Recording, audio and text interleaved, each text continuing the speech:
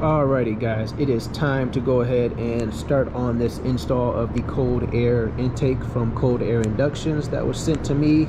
Again, we will install our pulsar later on in another video, but this first video is going to be the Cold Air Inductions. I said why we should install this first and then the pulsar second. My main reason is because we are going to install the pulsar and attach it to the back side of our cold air intake. So we need to install our cold air intake first and then put our pulsar on.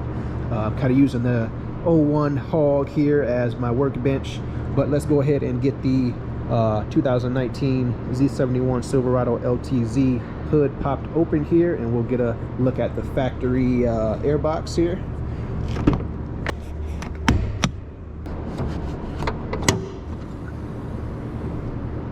All right, folks, here we have a 5.3 2019 Silverado LTZ Z71. The only thing I have on this truck right now, performance-wise, is a true dual straight pipe that sounds awesome. If you haven't watched the video on the sound of this truck with just its stock parts, and that's the only thing that it has, the true dual straight pipes, go ahead and check that video out. Awesome sound. Got a cold start in that video as well, so check that out if you guys are kind of like the loud guys who like the loud exhaust and everything like that, because that is Moto AK-47. I like loud stuff, obviously. Check out the entire channel. Everything I have on here is loud. So this is what the factory airbox looks like. We have our intake right there, filter there underneath that plastic piece, and then we have this inlet here that goes straight down, and there's another tube down there that goes straight into the air filter, and then the air filter does its job filtering the air, and then it goes into the intake. All right, so again, one more quick look at factory setup here, and this is all going to change. Yay! And then just quick note here, our pulsar is gonna kind of connect in right there. Pulsar is a plug and play type of situation here, so all you have to do is be careful removing those or lifting up those red tabs, and then removing the entire unit from the clip there, from its factory housing right there. Not taking it completely apart. I don't mean that for you new guys watching the video or coming to the channel. Don't completely take it apart. I just mean unclip it. That's what I mean. But just be careful of the red tabs when you're taking these things off, because you don't want to break those. Alrighty guys, we came outside here to get you guys some more light, because obviously I know my garage is pretty dark, so hopefully this will kind of brighten up what we're about to do here. Oh yeah, you guys will be able to see now, but I just want to get on here real quick and just get a little sound test right here of it idling. So kind of quiet airbox, but got to get this duffel bag out of here. It's taking up too much room in here. So that's just like the idle sound. So let's go ahead and get this started. All right guys, we got the hood open here. We're all set and ready to go. I did take all of my Cold Air Inductions items out of the packaging. Nobody really wants to see that and just waste time opening up packages and packaging and ripping off plastic, so I already did that for the sake of time in the video. But they do give you these awesome directions step by step with pictures. That's always helpful to a lot of people who are visual learners. I installed multiple cold air intakes on all of my vehicles, except for motorcycles, but even though those take different filters and intakes, but that is the different story. But they give you a picture right here to kind of show how everything goes in line. Got our filter, we got our box, our actual hose there, even though it's not really a hose, it's more of the tube. And this one is not plastic, it is a hard metal or aluminum, so that is hard. And then it gives you the the plastic or rubberized elbow there, and then it gives you the PCV tube for that as well, to go on to the Basically all that does is replace the factory one that's right there, that kind of U shape right there. So good directions, good directions. I don't really need these. So I'm gonna set those aside. I might need them, who knows, whatever. I got a little step stool out here. This is actually my farmhouse stool for my kitchen, but don't tell my wife that. But first thing we got to do is connect our 10 mil battery terminal right there, and then next we're gonna disconnect that factory PVC hose with your hands. One thing I will note is make sure your engine is cooled down before you start this. You don't want to be putting your hands down there in a hot engine because you will burn yourself. I got off work about 2 hours ago, so the truck has now been cooled down. All I did was maybe drive about 30 seconds over here to this open parking lot, and the truck is not even warmed up at all. So take that off. Let's go over here and show you some tools you may need before we go any further. This is just the stuff that I have. You guys can use whatever you want to do your job, how you want to do it. For me, these tools right here that I have laid out just make the job a lot easier. I have my bit kit right there in that red case. I have my drill. I may or may not use it. Got my Milwaukee, may or may not use it, but I definitely will be using my extensions. Got long screwdrivers. That is a must for this job and will help you out a lot. And we got some scissors right there, or a knife, because we do have to come over here and cut 2 zip ties. One zip tie is located right here. You will be cutting it right here on this back side. Do not cut here. You don't want to risk cutting one of the wires that's in here. Trust me, just cut it here. Learn from experience from me. Learn from the video. Cut here. And then cut this bottom one down here too. There's another one, a second one down here, because we do have to remove this bracket here from our alternator to get off our duffel bag intake. And duffel bag is just a joke, just because it's so big. I saw in another guy's video, he called it a suitcase, but I'm using duffel bag for mine. Duffel bag. So let's go ahead and get into this, guys. We're going to start off with our battery. All right, first thing, we're back here removing our negative battery terminal. One thing I forgot over there in that tool demonstration or tool set out or layout, I am using a ratchet now. This is something else you may want to use if you don't have an electric ratchet like I do, real fancy.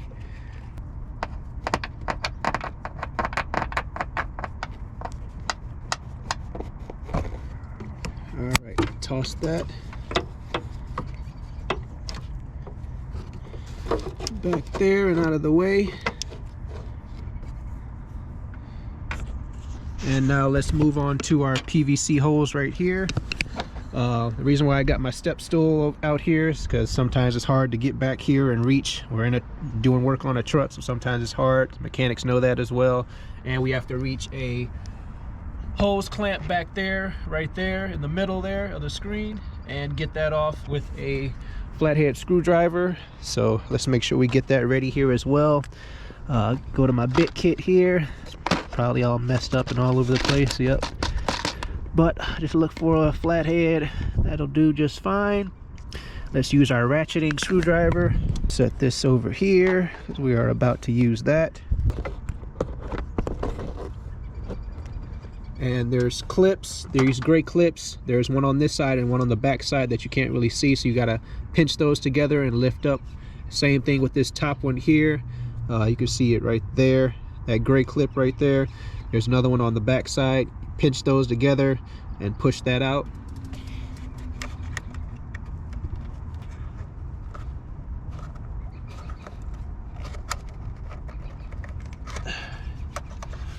There's one.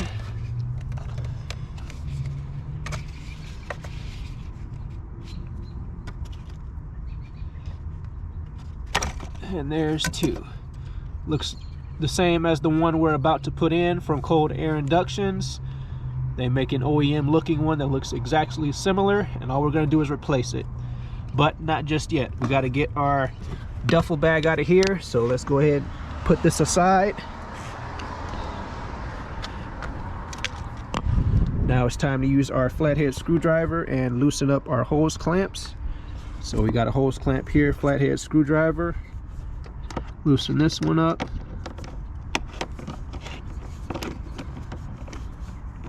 Turn this to the ratcheting setting.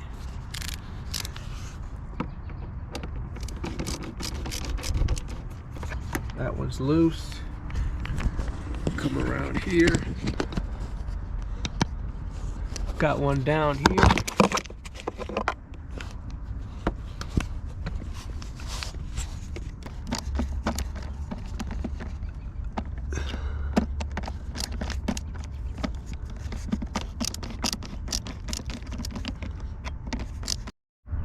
All right, both of our hose clamps are loose, but remember we have one more thing, which is why we needed our scissors, or you can use a knife. But I already cut this bottom one down here. There's 2 zip ties that you have to cut. Remember, I just cut the one down there. It was a little tricky to get to. Just wanted to be careful and make sure I didn't cut into any wires or covering right here. So I did that off camera. But we can go ahead and do this one on camera right here, this top one right here. And remember, cut on this back side here, but do not cut into the zip tie here. Cut into the zip tie on this back side of this bracket.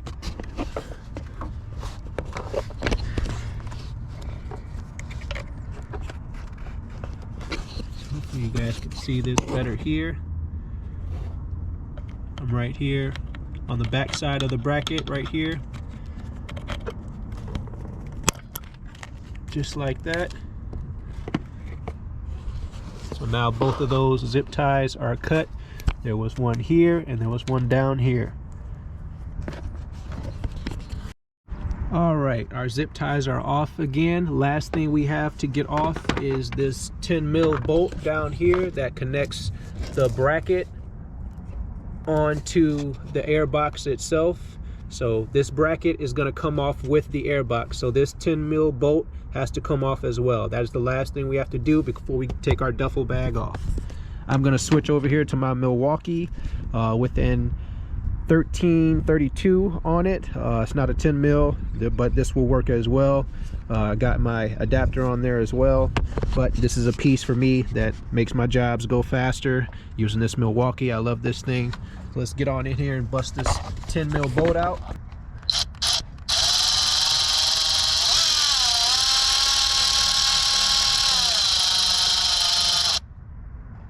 Alright, be careful with that. Don't want to lose that if you ever have to use it again. So I just stopped there. I'm going to back it out the rest of the way with my hand.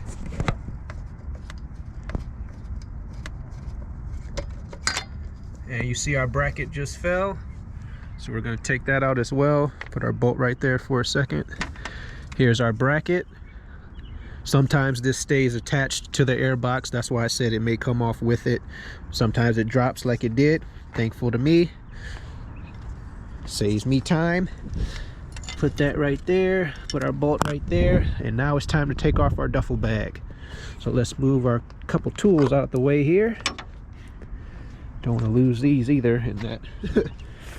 Drop these back off. And let's set you guys up here on the positive battery cover. And let's take this duffel bag off.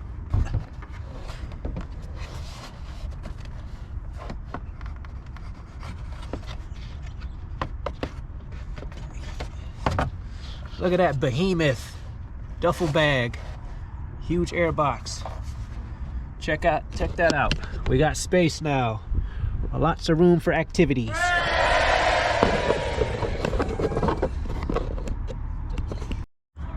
Next task we have, after we remove our big duffel bag and create this wide open lovely space here, we're going to take off our mass flow air sensor clip off. And then we're going to remove our factory filter cover box off. And there are 3 screws for that. They're Phillips head. There's one there, 2, and 3 on the back side there. And then this whole thing will come off. You do want to leave the bottom part on. I'll show you the guys that in a second though. Let's get this clip off first. All we do is move this red tab back. Be careful, do not break this. Moves back just like that. Use your fingernail. If you're a guy that bites your fingernails or cuts your fingernails, use just a little small knife that you have with you, or something not too sharp, and don't dig in, but just gently slide that red clip back, and then we are going to push down on this black clip right here and pull it off.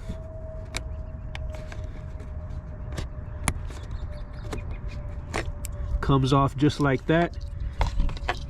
And then we're going to use a T20 for these screws here. But first we're going to take off our air box, because you do want to be careful with these mass airflow sensors. You don't want to break these, because then you have to go to your dealer and get another one. You don't want to do that. Do the job right the first time. Be careful.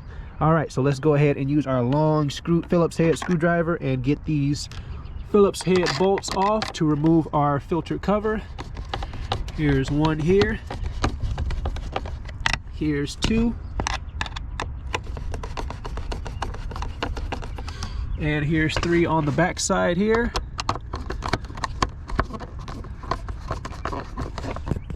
Okay, our Phillips head screws are out. Again, there's three of them. They're about this long. So you got a little bit of screwing to do, or unscrewing to do. And after that, your filter cover should just come right off like so. But remember, be careful. Your mass airflow sensor is still on here. You want to be careful with that.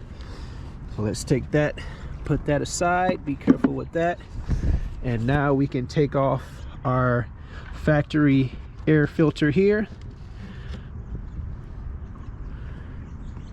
Not too bad dirt wise, but we're replacing you anyway. We'll see you later. You can sit over here. And now let's go in and see what we're working with. So this is what we have right here right now. I got my little vacuum with me, so I'm gonna go ahead and vacuum this out a little bit. But this is the part where you want to leave in. You do want to retain this. You do want to leave this here. This is the factory setup that your cold air induction setup will mount onto. Why? Because this is where your air goes in when you're driving. Comes out in a tube right down there. I don't know if you can see that well. No, you can't. Let's see if I can get you guys some light here. Hold on, bear with me.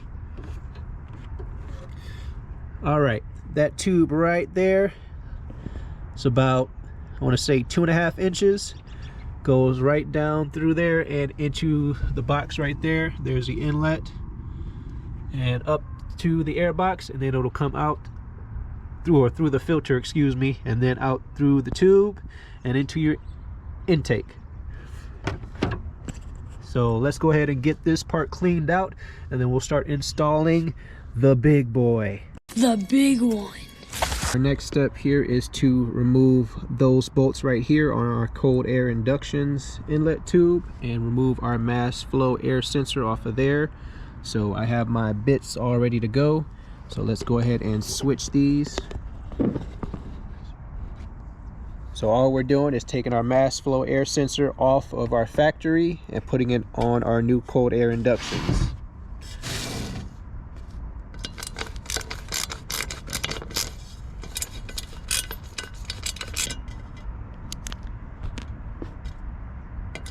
And just a quick tip, if your cold air inductions tube does not come with these screws, make sure you give them an email or a call saying that you did not get these screws. They should come with them, but I saw one of my buddies, he ordered one and he did not get the screws with his. Mine did come with them, and yours is supposed to come with them as well when you order them. Just a side note there.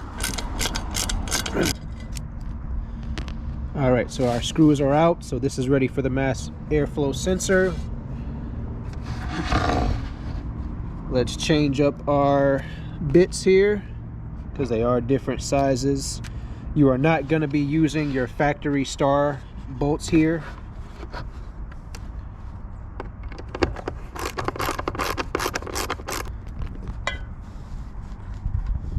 There's one.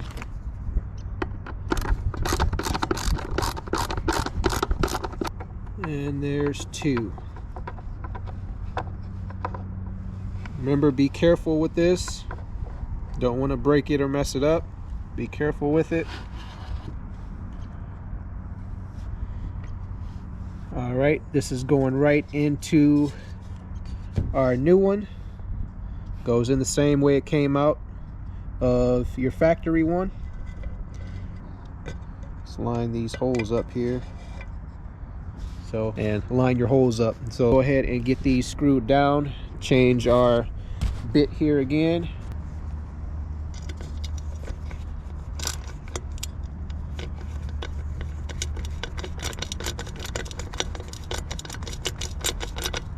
Get our first one screwed down a little bit, and then get our second one in, and then we'll come back to our first one and screw that down the rest of the way, just so that it goes in and goes on evenly. Oop, dropped that one, almost lost it.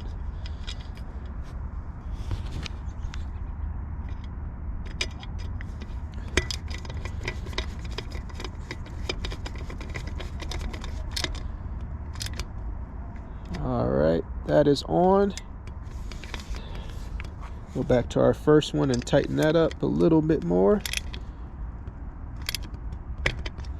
All right, that's good there. And now let's go ahead back over to our engine bay and finish putting this thing on. Next, we have to put our inlet onto our throttle body, and then put our PVC tube back on here as well. I'll show you guys how to do that. I did vacuum out this area here, so that's all clean. I did put just one of my shop towels into my throttle body, just to make sure no dust from the vacuum got into my throttle body. So I can go ahead and remove this now. And if you're one of those guys like me, why not just go ahead and start cleaning up your throttle body? So I did that a little bit as well. But it's time to go ahead and put this inlet on to the throttle body and then connect our PVC tube. So we do have clamps on our inlet as well. Again, flatheads. So I've got my flathead ratcheting screwdriver right here with a flathead bit on it. So I'm just going to loosen these up just so that we can slide it onto our throttle body. I'm only loosening up this side first, because this is the side that's going onto the throttle body. Your inlet is going to be pointing to the right, because you have to put your tube on towards the right, because that's where your filter is, to the right. So that's just want to make sure some people know that.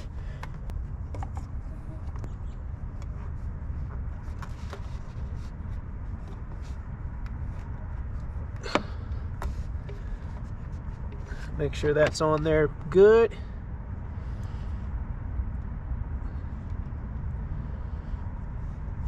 Not gonna tighten it up yet, just so we make sure that our PVC tube is on correctly and goes on snug and tight. So this side lets you know that this side to the inlet duct, which is right here. So we're gonna put this on first. All this does is snap down. Remember those two clips, we had to pinch those to get it off of our factory one. This one should just clip right down as you push it on. There's that clip.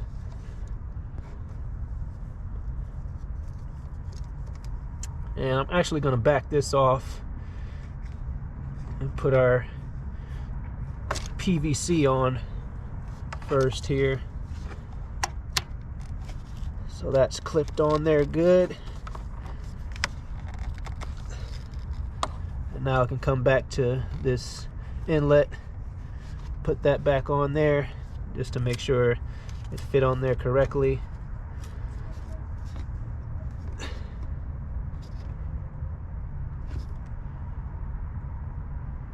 Just moving it a little bit away from the alternator, that's all.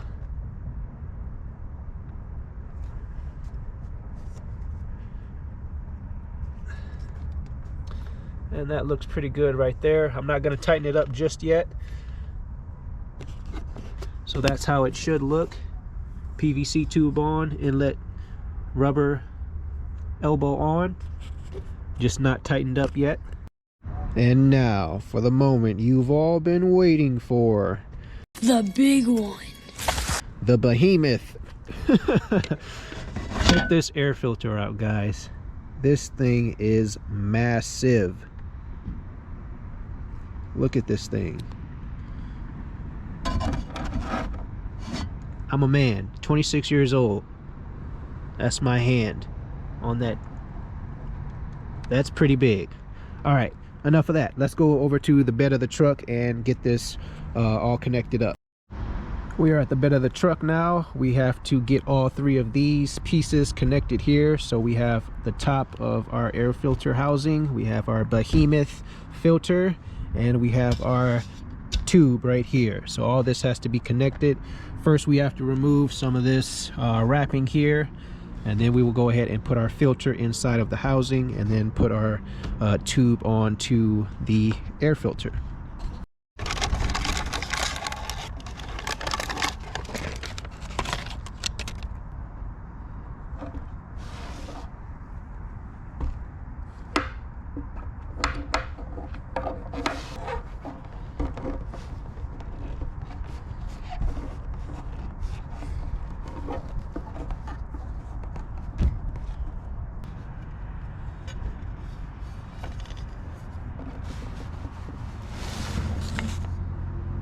And that right there is what it should look like with those three pieces connected. So let's go over back to the engine bay.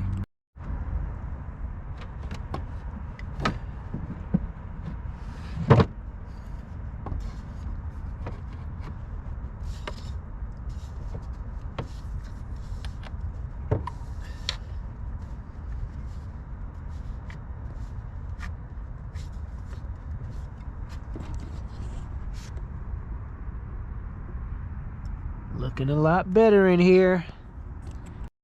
All right, guys, everything is on and looking good. All we have left to do is tighten up these hose clamps. I did go ahead and put my clip back on there, put the red tab, move that back over to the right so that snaps on and locks on. But all we have to do is tighten up these hose clamps and we are good to go for our sound test.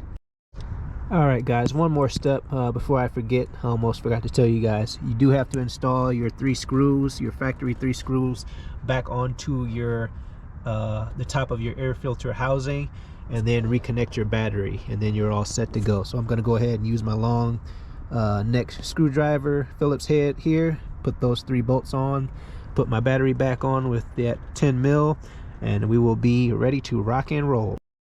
All right, guys, we are finally done. Got dark on me a little bit, getting dark at about 6:30 now here in Cleveland, Ohio. It's getting close to winter time, but we are all here and set. Got our battery connected back over there. So now, again, another moment you've all been waiting for. Again, sorry about the darkness, almost like we're back in the garage, right? But hey, I got remote start now again. Okay, people, I apologize. It got dark out there, so I came on in the garage, and as soon as I went to before I came in the garage, as soon as I went to take the video of the sound clip of the cold air inductions intake, literally 10 seconds before I was about to press the remote start button, the GoPro, of course, dies. So had to go upstairs, change a battery out, but now we're back down here in the garage. So properly now I can get you guys a sound clip of the cold air inductions intake on the truck after it's been installed, after we just installed it. But I will say, you may not be able to hear much of the sound of the cold air inductions intake. The reason why is because I have true dual straight pipes on this truck, and the sound of the engine bay as well. You may just not be able to hear it, that's all. So I just want to put that out there. If you have a stock vehicle, you'll definitely be able to hear it. Me knowing that cold air intakes definitely do change the sound of an engine bay, especially when you're pressing on the gas, and just that whoosh induction sound, and installing numerous cold air intakes on different vehicles. I know myself personally that it does make a sound difference, but for you first time guys installing cold air intakes for the first time, I just want to put that out there and note that if you have a loud exhaust, you may not be able to hear much of the cold air intake that you just put on, and it may disappoint you a little bit, but trust me, it is all worth it.